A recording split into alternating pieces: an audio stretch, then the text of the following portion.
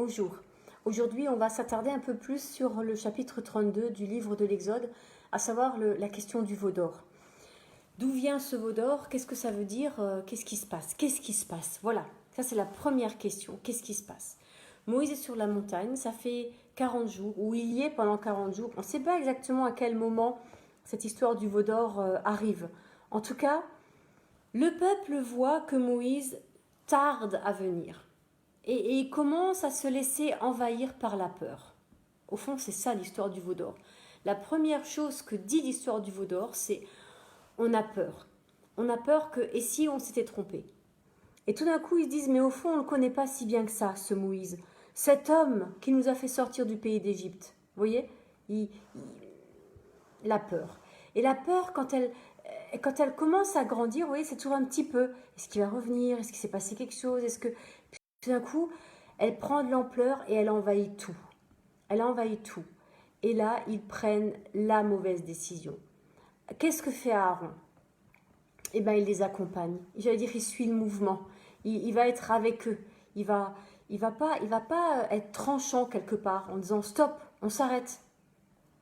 Non, il va les accompagner. C'est étonnant parce que dans ce passage-là, à aucun moment Aaron n'est jugé pour son attitude. Parce que au fond, on pourrait se dire qu'Aaron, 3000 personnes à la fin de l'Exode meurent et pas Aaron. Pourquoi? C'est quand même lui qui fabrique le veau d'or, c'est quand même lui qui... Il fait plus qu'un... C'est lui qui a l'idée, il propose de rassembler les bijoux, c'est lui qui fait fondre l'or pour en fabriquer un veau. Enfin, vous voyez, il est plus acteur que ça. Il n'est pas juste simplement suiveur. Il est acteur dans cette histoire. Et il le reconnaît devant Moïse. Il reconnaît, il dit, bah oui, je l'ai fait. Et rien. Voyons voir comment continue le texte. D'abord, pourquoi un veau? Et puis, je ne sais pas si vous avez vu, pardon, je reviens un peu en arrière. Au verset 24, il y a cette phrase étrange. Donc, Moïse descend de la montagne, il demande à Aaron ce qui se passe, et Aaron lui dit, oui, bah voilà, ils ne savaient pas où tu étais, ils m'ont dit, fais-nous un dieu, car ce Moïse qui nous a fait sortir d'Égypte, on ne savait pas ce qu'il est devenu. Alors, Aaron dit, je leur ai dit que ceux qui ont de l'or s'en dépouillent, et ils me l'ont donné, je l'ai jeté au feu, et il est sorti ce veau. Quoi? On veut dire, Aaron, t'as fumé quoi là? Vous voyez ce que je veux dire? Il jette l'or au feu et pouf, il y a un veau qui apparaît. Compliqué, hein? Compliqué ces histoires d'hommes, d'humains, parce que ça ne concerne pas que... Donc voilà, on en est là avec cette histoire où tout le monde essaie de s'en sortir et au fond de la mauvaise manière. Au fond, c'est ça que dit le texte. Au fond, le texte dit, il y aura toujours un veau d'or. Parce que d'où vient le veau d'or? Alors le veau d'or, c'est très simplement Apis dans la mythologie égyptienne. Voilà, c'est pas plus, c'est pas moins. Vous tapez sur internet après si vous voulez Apis, mythologie égyptienne, et vous saurez tout ce qu'il y a à savoir sur le dieu Apis dans la mythologie égyptienne. C'est voilà quoi. C'est le dieu de la fertilité. Ça c'est intéressant de le savoir parce qu'à ce moment-là, dans le texte, on est dans le désert avec des gens qui ont cette question qui les habite. Est-ce qu'on va mourir? Est-ce qu'on est là pour vivre ou est-ce qu'on est là pour mourir? Qu'est-ce qui va nous arriver? Et donc, c'est là où faire un veau a du sens. En tout cas, de faire un veau qui ressemble au dieu Apis, qui est le dieu de la fertilité. Voilà. Parce qu'au fond, en faisant ça, qu'est-ce qu'ils disent? Ils disent, on choisit la vie, on veut la vie. Ils invoquent la vie de la mauvaise manière, mais ils invoquent la vie. Vous voyez? Et ce qu'il faut savoir, c'est que, alors ça c'est postérieur autant Apis c'était vraiment une divinité avérée égyptienne à cette époque-là, autant Zeus l'est après. Mais on va retrouver cette idée avec Zeus, cette idée de la fertilité, Zeus qui tombe amoureux d'Europe, étrangement, et qui va lui faire 3 enfants, 3 demi-dieux, etc., etc. Donc on en est là avec ce dieu de la fertilité, avec ces hommes et ces femmes qui ont peur, qui veulent proclamer la vie, mais qui le font de la mauvaise manière.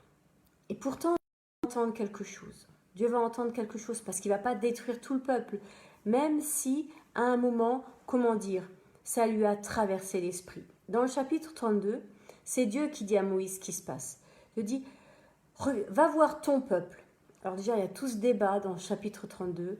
à savoir que Dieu dit à Moïse, c'est ton peuple, et Moïse répond à Dieu, non, non, c'est ton peuple. Alors c'est ton peuple, c'est mon peuple, c'est ton peuple. Et là, Moïse, Dieu va dire, écoute, tu sais quoi, je vais tous les éliminer et je recommence avec toi. Et Moïse dit non.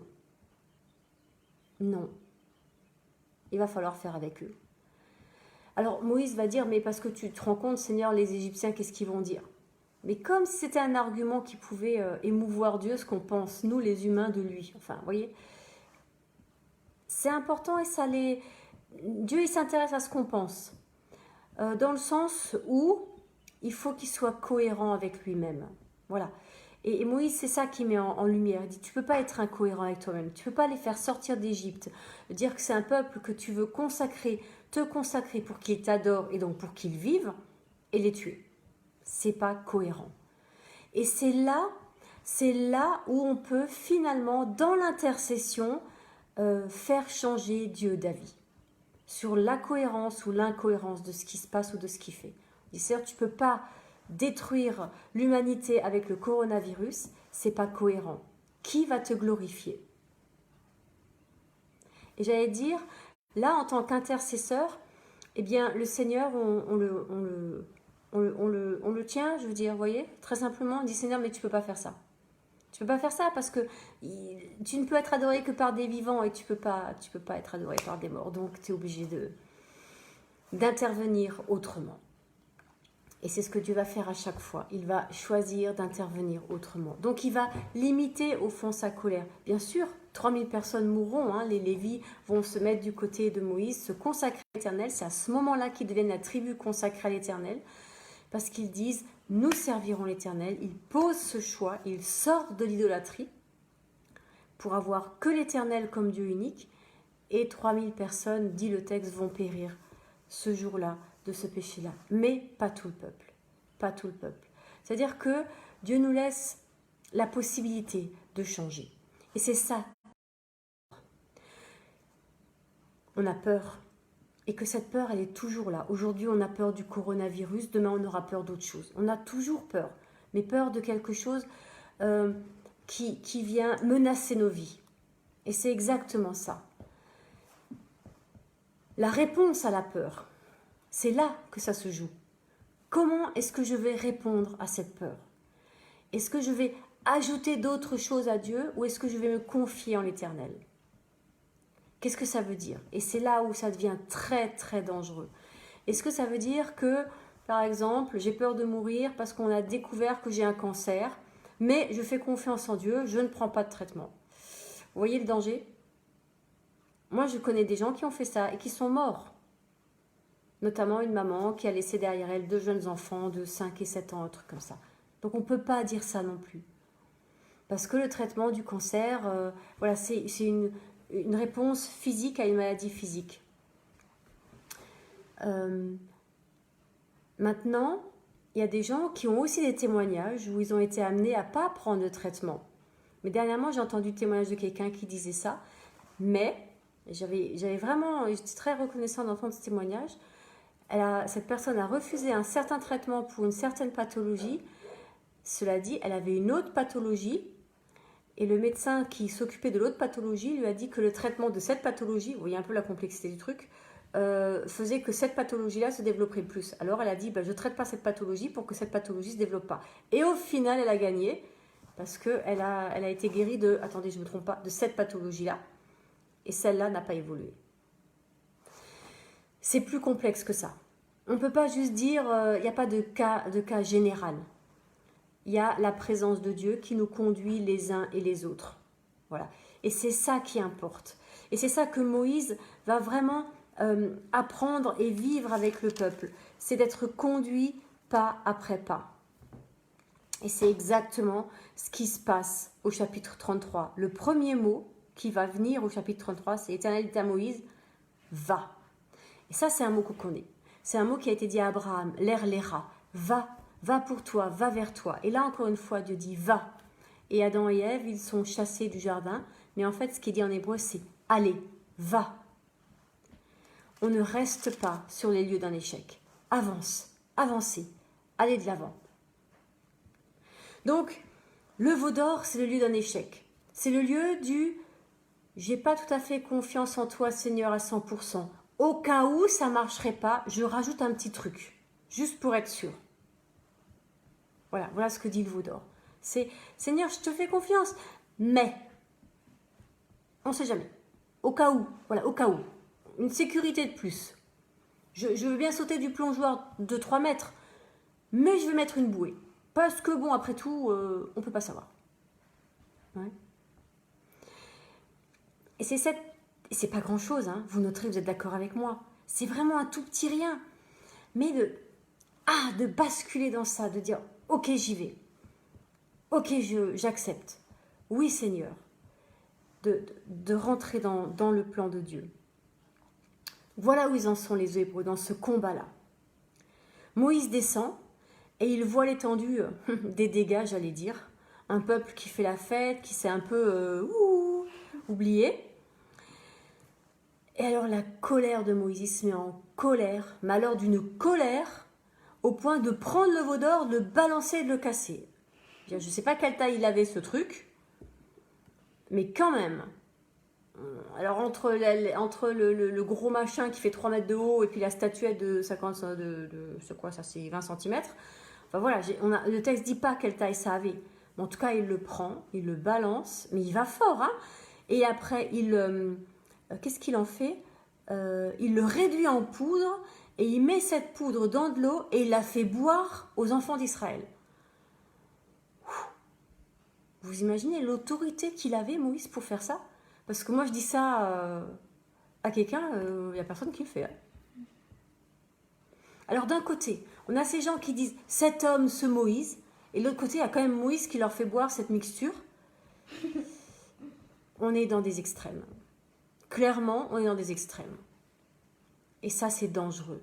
C'est toujours dangereux quand on n'a pas, j'allais dire, un regard et une relation équilibrée avec le leader. Parce que c'est ça qu'est Moïse. Moïse, c'est un leader. C'est pas le leader, c'est un leader. Ok? Mais d'un côté, il est moins que rien.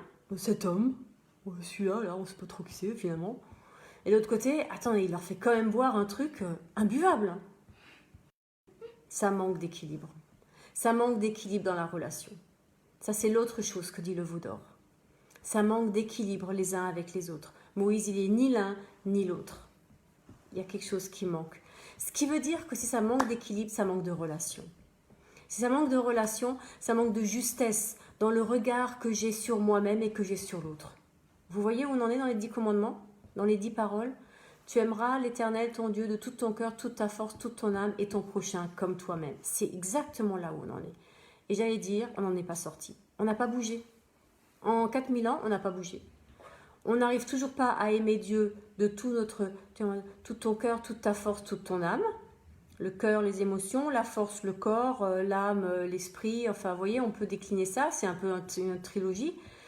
Tout ton cœur, toute ta force, toute ton âme. Et puis ton prochain comme toi-même. Alors le prochain, éventuellement, on peut concevoir, oui, j'aime l'autre, je fais les bonnes œuvres. Mais s'aimer soi-même, tout de suite, c'est plus compliqué.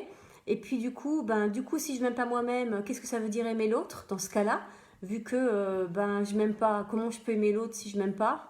Comment je peux aimer Dieu si je m'aime pas? Vous voyez, on tourne là en rond depuis un bon moment quand même dans l'humanité. Hein. Et puis je m'aime pas, mais il faut que je me réalise, il faut que j'existe, et comment j'existe? Toutes ces questions qu'on n'a pas réglées, qu'on règle pas et qu'on passe notre temps à essayer de régler. Et il faudrait quand même avancer ça. Moi, je pense que ce serait bien d'avancer là-dessus. Qu'on pourrait aller un pas plus loin. Et puis, allez, j'ose le dire, arrêtez de se prendre la tête.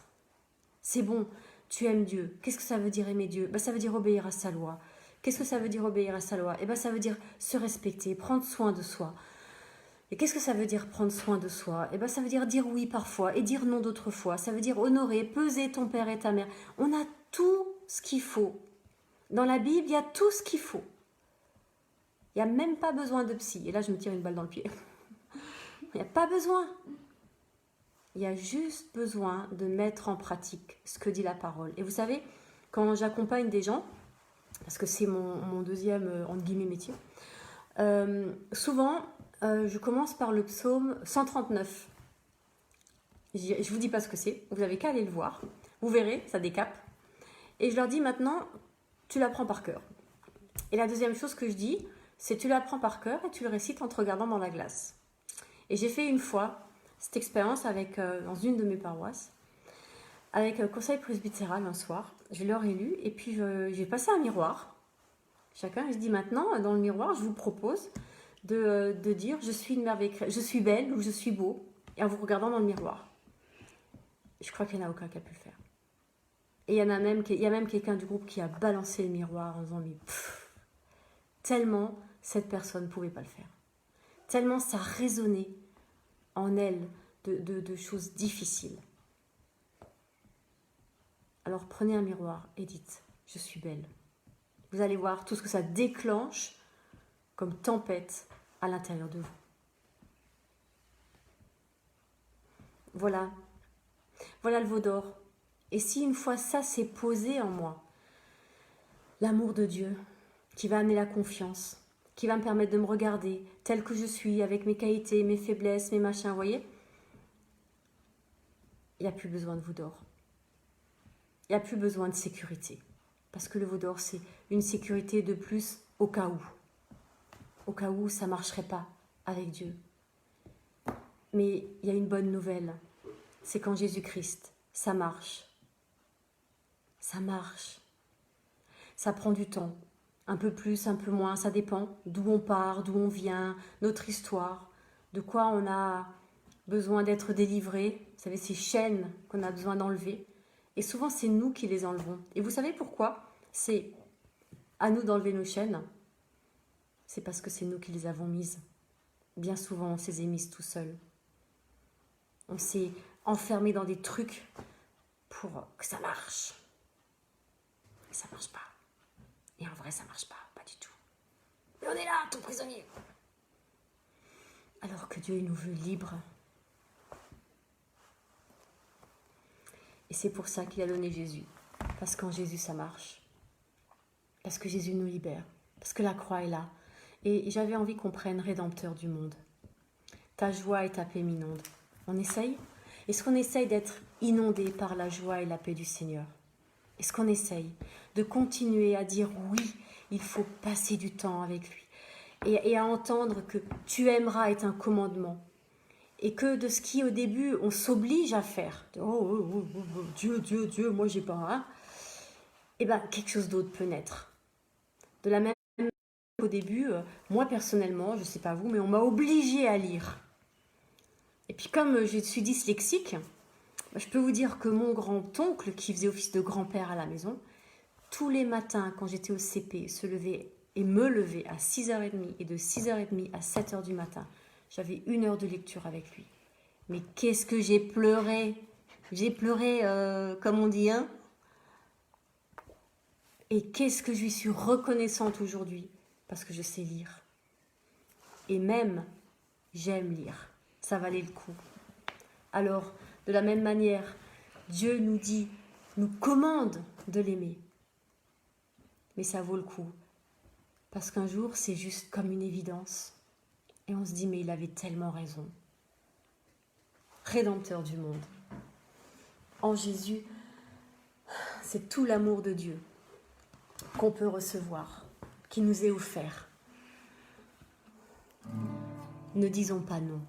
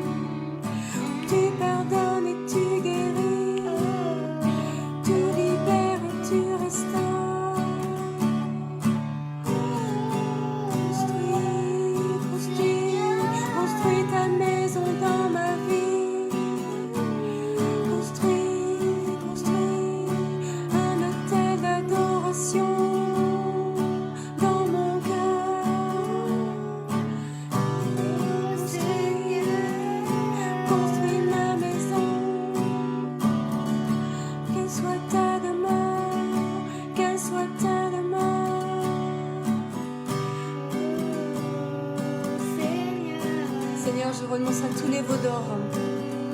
Je renonce à toutes mes chaînes. Vois ma maison. Oui, c'est un peu en vrac et un peu en kit. Construis ma maison, Seigneur. Montre-moi. Montre-nous. Comment construire ma maison pour qu'elle soit ce lieu où tu aies envie d'habiter. Seigneur, que ma vie soit un lieu de repos pour toi. Oh Jésus, viens faire Shabbat. Viens faire Shabbat dans mon cœur. Que ma vie soit le lieu de ton Shabbat.